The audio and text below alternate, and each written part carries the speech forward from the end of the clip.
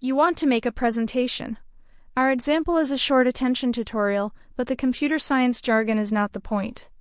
Focus on how the slides are created. We choose to co-author with a desktop AI agent using orz-slides as the editable framework.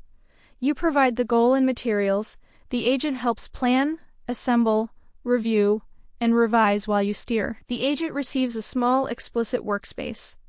The audience, duration, learning goals, constraints, and approved sources. The rough outline is deliberately imperfect. It gives us something concrete to discuss, while the source policy tells the agent which claims it may make and what visual material it may reuse.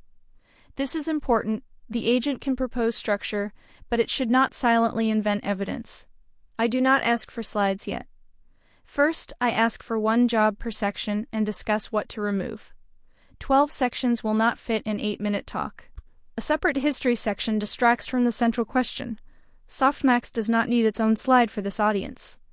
And RNNs cannot model long dependencies, would be an inaccurate strawman.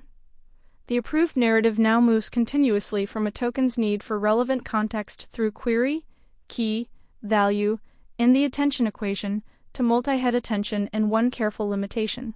Next, the agent uses the orz markdown and orz-md HTML skills to create one top-down planning page. This is not the deck source yet. It is the shared place where I can judge the whole argument without clicking through slides. At the top are the audience, purpose, narrative arc, and visual grammar. Every proposed slide then keeps 4 concerns distinct: its intent, the content people will see, an optional layout note, and optional presenter notes.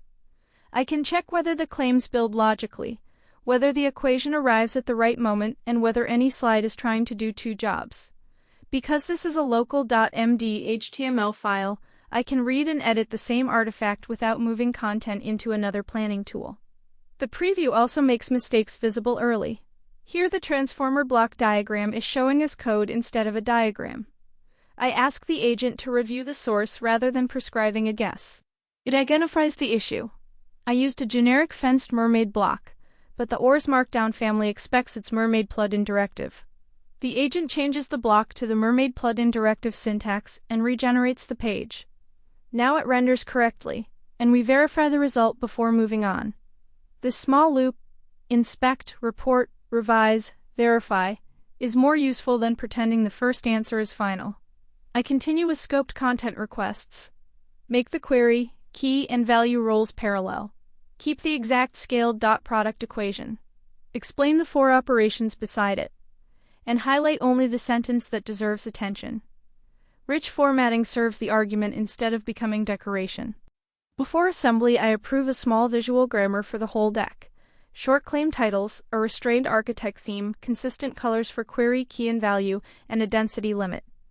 These decisions give the agent a system to follow. They also make later global changes possible without redesigning each slide independently.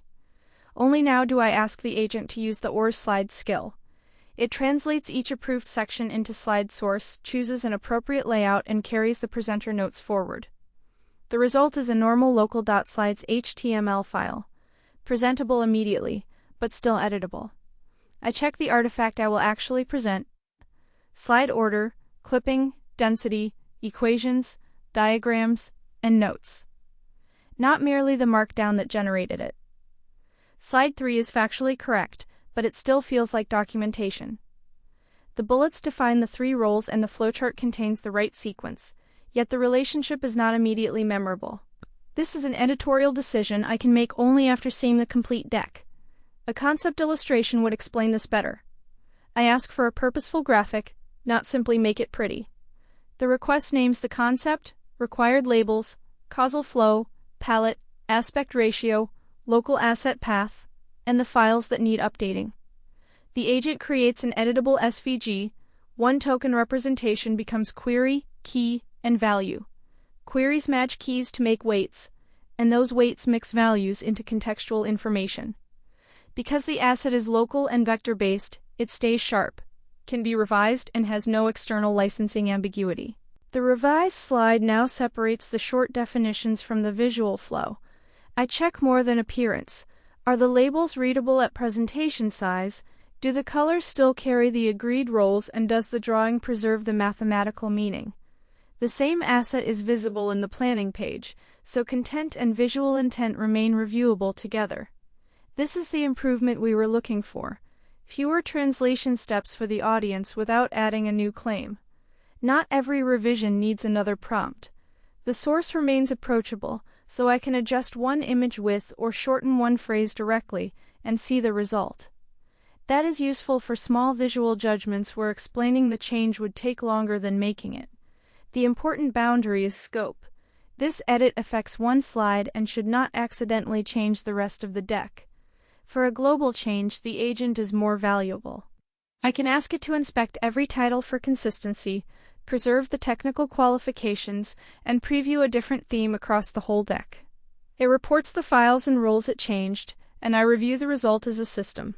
A global request should be judged globally. Accepting one attractive slide is not enough if another becomes too dense or loses contrast. The repeatable workflow is simple. Establish sources and constraints, co-author the narrative, review everything in one .md HTML flow, fix what the render reveals, assemble the first deck, then revise the real presentation. Use manual edits for small local judgments and agent requests for coherent multi-file or deck-wide changes.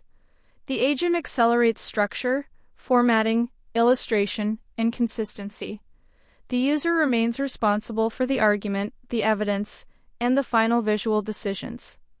All of the source files, before states, and final artifacts from this example are included, so you can repeat the process with your own topic.